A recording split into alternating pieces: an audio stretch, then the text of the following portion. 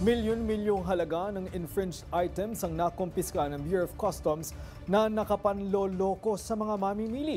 Si Jap Regala, una sa balita. Jap?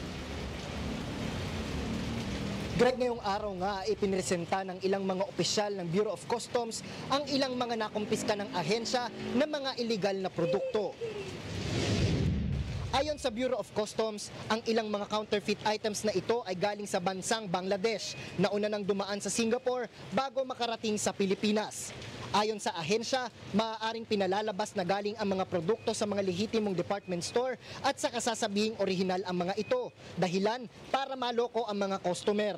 Ayon pa sa customs, hindi ito sumailalim sa tamang proseso. Dumalo rin kanina ang ilang kinatawan ng mga naturang brand at kinumpirmang peke ang mga produkto. Sumatotal, tinatayang aabot sa higit 400 milyong pisong halaga ng mga nakumpiskang pekeng produkto. Pag-aaralan naman ng ahensya kung sino ang mga nasa likod ng mga ito. Greg, kaugnay niyan ay tiniyak ng BOC na hindi sila titigil sa pagsugpo sa mga ganitong illegal na aktibidad nang sa gayon ay tuluyan na itong matigil.